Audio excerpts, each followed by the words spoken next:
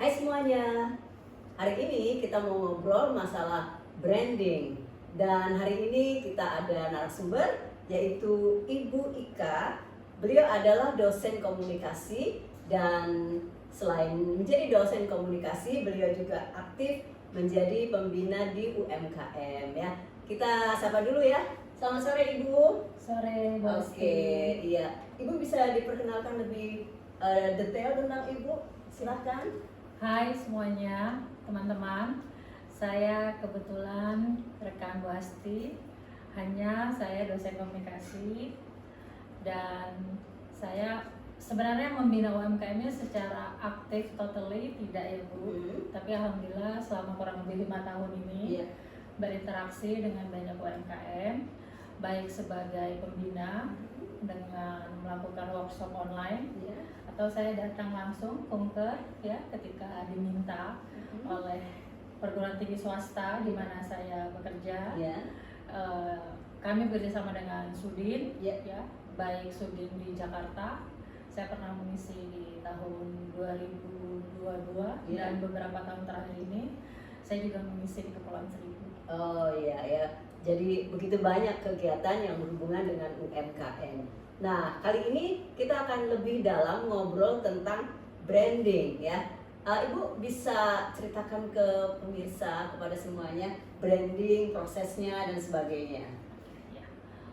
Branding itu basically adalah proses kita mengkomunikasikan sebuah produk atau jasa, baik itu sifatnya kita memperkenalkan atau kita mempertahankan.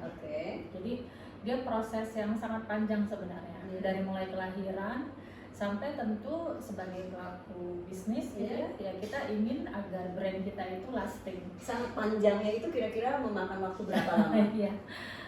Jadi gini, sebelum sebuah produk itu jadi, ketika sebuah brand itu jadi ya Bu, apakah dia sebuah produk atau jasa, sebenarnya ada tahapan panjang di belakangnya dulu. Atau bisa kita sebut persiapannya, yaitu yang pertama sekali tentu si pelaku bisnis ini harus memiliki visi dan misi. Visi, misi, nilai. Jadi misalnya gini, itu harus ya, wajib. Ya karena kita ingin produk kita itu ketika kita launching ya, kita sudah tahu gitu. Ketika kita, karena kan produk itu mempresentasikan diri kita ya Bu, gitu. Jadi misalnya gini, kita ingin masuk ke yang paling mudah ya Bu, biasanya ya ranah kuliner gitu ya. Kita ingin masuk ke ranah kuliner. Nah, namun kita tentu sudah berpikir, oh kita akan berhadapan dengan banyak kompetitor nih, gitu ya. Maka tentu ketika kita memformulasikan visi misi kita, misalnya kita masuk ke wilayah cemilan sehat ya. Karena kan mungkin selama ini orang berpikir oh cemilan tuh nggak sehat, cemilan tuh tinggi gula, cemilan tuh tinggi tepung gitu ya, so on and so on. Nah ketika kita misalnya masuk memformulasikan visi misi nilai, setelah sudah jelas kita masuk ke tahap kedua yaitu riset pasar. Jadi tahap keduanya adalah riset pasar. Untuk riset juga pasti memakan waktu ya Bu ya? Iya, jadi sebenarnya gini sih Bu, ini kan bisa learning by doing sebenarnya ya. Tapi tentu preparing di awal tuh jauh lebih baik. Jadi misalnya artinya gini, karena ketika produk kita dilempar, kita kan nanti ada price ya Bu. Nah price itu berkaitan dengan riset pasar itu. Oh gitu. Karena kan kita mau masuk di nah ketika kita sudah meriset pasar dengan semua visi misi dan nilai tadi, kita otomatis akan tervisualisasi segmen kita siapa. Nah jadi nilai, visi misi nilai, riset pasar, dan terakhir adalah segmen Bu. Jadi segmen kita itu nanti sudah semakin mengerucut karena hasil dari riset pasar kita gitu.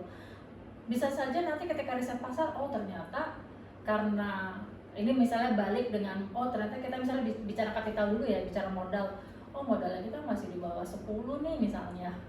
Kalau gitu nanti kita offline-nya nanti deh.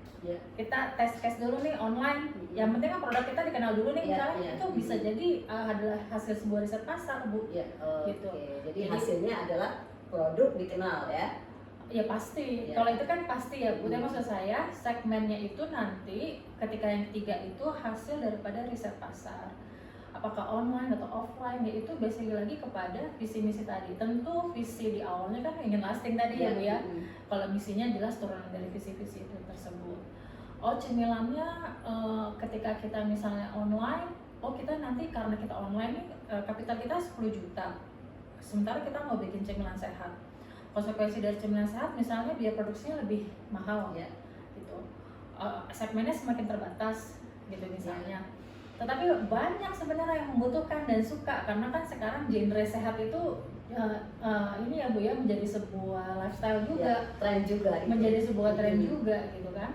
Nah, tapi karena tadi modal yang tadi akhirnya bergeser lagi nih, oh kita ternyata online dulu nih gitu, sambil kita riset pasar terus, sambil kita brand awareness, sambil kita memupuk modal gitu ya.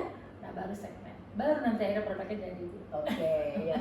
Kalau produknya sudah jadi, untuk branding itu kan juga diperlukan komunikasi yang Betul. efektif ya. Betul. Nah, itu gimana Bu prosesnya untuk komunikasi efektif branding? Iya, iya. Yang pertama tentu ketika brand ini keluar, dia dari tahapan tadi, segmen tadi Bu, ada yang terakhir yang keempat itu sebenarnya adalah narasi Bu. Narasi itu maksudnya gini, narasi itu maksudnya adalah si pemilik brand ini sudah punya semakin terplot bahwa oh saya mau punya cemilan gitu kan, untuk usia misalnya kalau usia anak jajan mungkin range-nya tuh dari mulai SMP yang sudah mulai punya uang jajan lebih banyak gitu Bu ya, SMP sampai misalnya ibu-ibu muda 35 tahun misalnya. Udah terplotting. Oh, ini berarti kalau dari sisi apa namanya, gennya nih apa nih, Gen Z kah? Ya, jadi apa masuk demografinya ya Bu ya. Jadi semakin tertata. Nah, nanti ketika brandnya itu muncul, dia kan muncul dengan sebuah nama ya. Nah, nama adalah hal yang sangat substansial. Jadi nama memang banyak sekali literasi yang mengatakan oh nama tuh nggak boleh lebih dari 3 kata gitu, 1 sampai 3 kata gitu ya. Oke, ketemu nih apa misalnya tentu kalau kita lihat tadi bicara cemilan ya Bu ya, cemilan-cemilan yang sudah misalnya yang pernah ada saat ini apa misalnya, apa boleh nggak disebutkan juga di sini? Tapi kalau menyebutkan brand nggak ini juga ya Bu. Oke. Atau narasi contoh aja. Contoh narasi. Misalnya produknya apa, narasinya bagaimana? Saya tuh kepikiran sebenarnya karena saya sudah sama ibu ya, sudah kita akan bicara branding. Saya sudah kepikiran misalnya nih singkong atau jagung. Ya. Di mana ini sebenarnya kan produk yang sangat melimpah di kita, tapi kita masih mandang oh nggak nge-brand banget gitu. Padahal sebenarnya kalau jagung di luar negeri udah salah satu makanan mahal, singkong juga begitu. Meskipun ternyata saya juga baru tahu beberapa waktu lalu singkong ternyata bukan asli dari Indonesia Bu. Oh begitu. Dari mana itu? Saya lupa Ibu, tapi bukan produk Indonesia asli sebenarnya gitu. Cuman kan kayaknya kalau singkong tuh relate dengan aku anak singkong gitu ya, produk Indonesia. Padahal ternyata singkongnya sendiri. Sama orang kayak misalnya gini, orang mikir oh tulip itu milik Belanda, ternyata tulip itu milik Turki. Bibitnya itu dari Turki sebenarnya gitu. Cuman Belanda mampu memvisualisasi dalam industri sehingga orang di dunia ini mengenalnya oh tulip itu memang negara Belanda itu negara tulip gitu. Nah, again balik lagi. Jadi kalau misalnya nanti singkong, misalnya apa nih visualisasi singkong atau jagung tadi ya, dibawa menjadi sebuah nama yang mudah diingat ya, dan kemudian nama itu mempresentasikan tadi Bu nilai yang mau kita sampaikan. Itu satu. Nah, kalau misalnya dia bukan nama, misalnya singkatan, boleh. Contohnya misalnya ada lagi nggak contoh yang? Nah, kalau ini contohnya boleh lah, karena ini contoh yang umum. Misalnya RCTI. Ya. Nah, orang tuh karena sangat familiar dengan RCTI tahu, tapi pasti tanya emang artinya apa? Apa ya? Nah, karena memang dia mudah, tetapi tidak cukup diingat apa sebenarnya singkatnya. Tapi oke. Kalau untuk branding dia udah naik Bu. Ya. Atau misalnya orang lihat kita bicara medsos misalnya Bu ya, Facebook. Orang kalau ngeliat F-nya udah tahu itu Ya, Facebook. Oke, ya lihat Ya. F-nya udah tahu Udah ya. tahu gitu. Lihat birunya udah tahu. Oke. Ya. Nah, jadi dari sisi nomor 1 dia berhasil. Dari logo saja ya seperti Itu logo nanti Bu. Ini penamaan belum. dulu. Ini masih penamaan ya. Masih nama ya di nomor 1 ini. Jadi saya pernah berhadapan dengan UMKM itu, saya minta beliau-beliau semuanya taruh produknya ke depan. Nah, mereka naruh tuh semua produknya. Ada satu produk yang saya suka sekali, kemasannya bagus, terus dia pakai pakai kayak tipografinya itu sebenarnya wayang. Ya, terus warnanya juga kuning ya. Cuman saya tahu ini kayaknya susah banget, namanya susah Bu. Nah kalau nama udah susah, coba Ibu bayangkan. Iya, orang gimana mau kenal ya, Gimana mau ingat? apalagi mau beli. Ya. Sebenarnya mungkin aja, tapi itu biaya cost marketingnya nanti besar Bu. Oh iya. Karena kan kita terus menerus harus mensosialisasikan ya. Sementara kalau tadi kita mudah dari sisi penamaan, ya orang udah pasti mudah juga mengingat. Ya. Sampai saya ngobrol sama ibunya yang punya waktu itu, ibu ini siapa yang ngasih nama? Saya bilang suami saya gitu kan, ownernya suami istri ya Bu. Terus saya bilang kira-kira menurut ibu ini mudah apa susah? Susah Bu, katanya. Iya. Beliau sendiri tuh menyadari, tapi suami saya suka sama kata-kata itu. Kata-kata itu ya. Nah tapi ini suka belum tentu Ya. masuk ke wilayah bisnis ya Bu ya. Hmm. Gitu, oke. Jadi yang pertama mengenai penamaan. Yang kedua setelah penamaan memang adalah slogan Bu. Ya, bicara slogan ya, itu kan dari narasi terus ke slogan. Nah, Apa sama dengan tagline gitu maksudnya? sama Bu, Oh ya. kurang lebih sama ya. Cuman kalau tagline memang biasanya dia maksimal sampai 7 kata lah Ibu ya. Ada misalnya slogan yang saya rasa udah ngehit di Indonesia tuh, terus terang, terang Oh, terus. iya. Banyak yang ya kalau saya sebutkan pasti ibu langsung ngerti. Iya. Indomie. Ya itu baru disebutin Bu. Ah. Ya jadi karena mereka mudah ya, slogannya, tagline-nya, orang remembering terus. Apapun makanannya, titik-titik, Oh iya, oke. minumannya. Jadi nggak boleh nyebutin produk ya. Jadi la la la la. Sebenarnya sih boleh, cuman karena ini umum ya Bu ya, saya preferring aja hati-hati sih Bu gitu. Cuma kalau di wilayah ruang kelas jelas beda ya Bu ya. Kalau wilayah ruang kelas biasanya kita ngobrol gitu ya. Tapi it's okay lah Bu. Artinya gini, kalau kita bicara dia sebagai sebuah slogan mudah diingat gitu ya, atau bahkan dulu saya ingat sekali ya, ketika sanksinya mana? Oh iya, sonsi ya. Iya, itu sederhana sekali tapi langsung boom gitu. Dan Darmatiana kalau nggak salah. betul, Iya. betul. Ya beliau memang jadi Tol di tol. Iya, di jalan tol. Iya. Di tol. Nah, jadi setelah nama, kemudian slogan, yang ketiga itu kita bicara warna. Oke, ya nama, slogan, warna. Ya. Nah, warnanya penting Bu. Ini semua sebenarnya butuh konsistensi. Jadi warna itu harus mencerminkan dengan tadi sebenarnya visi, misi, nilai. Ya. Kayak misalnya salah satu partai besar di Indonesia ya, Partai Perjuangan Indonesia ya. Ya iya nggak Bu? PDIP, Partai Partai Demokrasi Perjuangan Indonesia. Kan banteng ya Bu ya, logonya warnanya merah, udah cocok banget Bu. Ya, oke ya. Jadi warna emang Iya, pengaruhnya luar biasa warna ya. pengaruhnya luar biasa gitu. Jadi karena dalam hal ini merah itu tervisualisasikan sebagai kuat, galak, marah gitu ya. Nah itu cocok gitu. Atau misalnya kalau kita lihat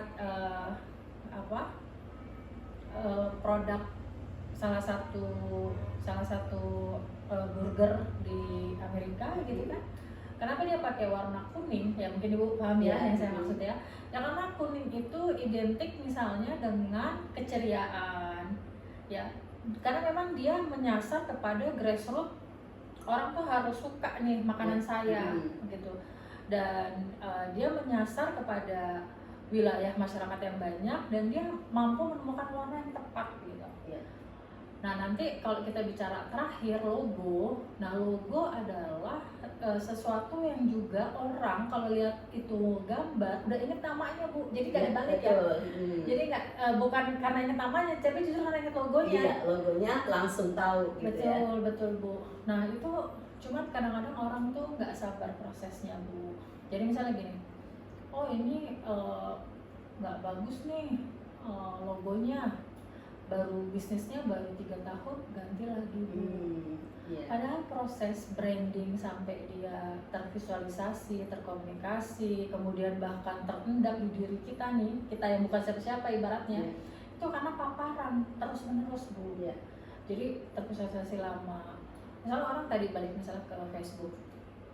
Oh iya memang Facebook sekarang salah satu raja, bukan salah satu ya, memang masih raja Bu. Kabarnya Facebook itu menguasai 2 miliar pengguna medsos di dunia dari totally 4 sekian miliar dari populasi dunia yang sekitar 7 miliar sekian, which is artinya sampai misalnya ada joke Mark itu sebenarnya adalah presiden bayangan di seluruh dunia. Karena beliau menyimpan begitu banyak data manusia gitu kan ya, sampai 2M. Orang udah tahu, tapi bukan begitu. Facebook itu didirikan dari tahun 80-an Ibu. Oh iya. Berarti sekarang berapa? 25 tahun ya Bu? Ya, lebih menjelang 25 tahun ya nggak sih? 2025 kan? Ya, which is ya wajar dong, ya kan? Dia semakin menggurita, belum lagi nih posisi banyak media sosial, tapi dia itu konsisten Bu. Termasuk konsisten dengan slogannya Connecting the People. Iya, dan logo juga begitu terus ya, tidak pernah berganti. Warna juga selalu biru. Dan CEO-nya, which is owner-nya itu selalu memvisualisasikan di dirinya sendiri. Makanya saya pernah ngobrol di sebuah podcast sama beberapa rekan penyelenggaranya, pakai dong jaketnya, saya bilang ya, brandingnya ya, pakai dong jaketnya, taruh dong muknya. Dan itu alhamdulillah di ini sama mereka langsung bikin muk ya, jadi setiap kali podcast tuh ada muknya di situ ya. Pakai semuanya, visualisasikan sehingga orang udah tahu oh itu kamu gitu. Dan proses branding itu sesuatu yang sangat lama. Tapi kalau misalnya di tengah-tengah udah ditutup, ganti lagi, maka ya awal lagi dari awal ya. Oke, jadi itulah proses dari sebuah branding ya. Dan tadi kita udah bicara banyak tentang branding dan juga komunikasi efektif tentang branding. Sepertinya itu aja Ibu ya. Ada yang mau ditambahkan? Yang paling terakhir memang sebenarnya bicara komunikasi digitalnya ya Bu ya. Tapi ini next kali ya Bu ya. Oke. Nanti intinya, di next video ya. Karena komunikasi digital itu saat ini ya sudah menjadi sebuah keharusan ya Bu ya. Baik kita itu offline atau online, ya komunikasi digital itu adalah tempat di mana semua customer kita berkomunikasi dengan kita, tidak mengenal ruang, tidak mengenal waktu, gitu kan ya Bu ya, tidak mengenal batasan gitu misalnya, dan kita justru itu cara kita how to communicate ya with them gitu kan, itu dan ya harus kelola secara profesional. Oke, baik ya. Jadi untuk video selanjutnya adalah tentang komunikasi digital. Dan untuk hari ini itu aja. Terima kasih untuk pertemuan hari ini. Terima kasih teman-teman. Dan sampai jumpa semuanya. Sampai jumpa.